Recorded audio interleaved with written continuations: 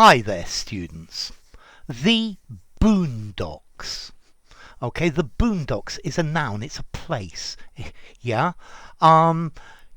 This sometimes is shortened to the boonies. Yeah, and you can even have a boondocker, a person who lives in this place.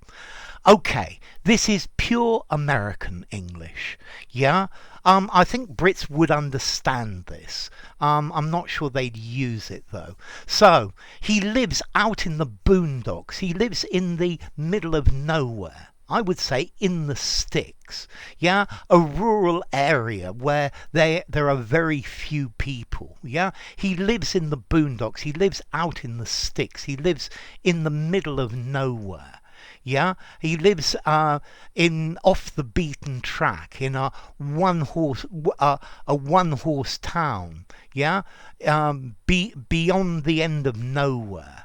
Yeah, at the edge of the earth. And this is the idea of the boondocks. Yeah, an area in the country. It's quiet. There are very few people living in it, and it's away from any town or city. So I definitely live in the boondocks. Yeah, in the middle of the countryside. Yeah, an isolated, rough place. If you want to get there, you're going to have to get a taxi or walk, because public transport will not take you to a place like that out in the boondocks. Yeah, so yeah, he lives in the boondocks. He lives in the sticks, in the middle of the country. Let's see, I think if you this is the sort of phrase that is a bit critical, that a city dweller might say, that country place. Yeah, so it's maybe a bit disapproving. But if you live in the boondocks, you'll find the price of property is much cheaper. Okay, so a wild, desolate, remote provincial area. Yeah, in the wild, a wilderness. Maybe it's heavily wooded, but effectively in the middle of nowhere. Yeah, a small town out in the boondocks. Yeah, it's nice living in the boondocks, I can tell you. Okay, formality. This is a 3 informality. I would use it in an informal conversation. I wouldn't use it in an informal writing. Yeah, I think just you might use it in a very informal note, but something like that. I'm out in the boondocks, in the middle of nowhere, or an SMS or a WhatsApp or something like that.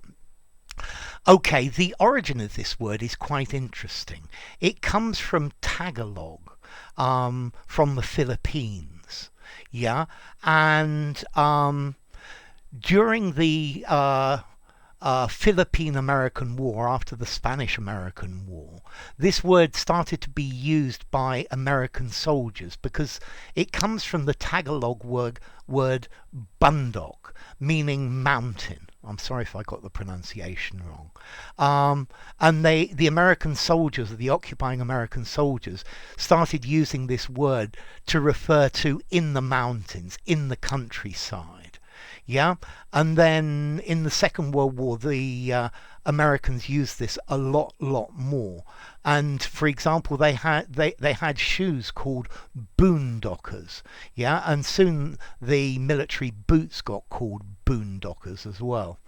But nowadays, the boonies, in the middle of nowhere, rural areas, as opposed to in the city. So I got totally lost in the boondocks, in the middle of nowhere. Notice as well, there is another meaning of this word, boondock, in tiddlywinks.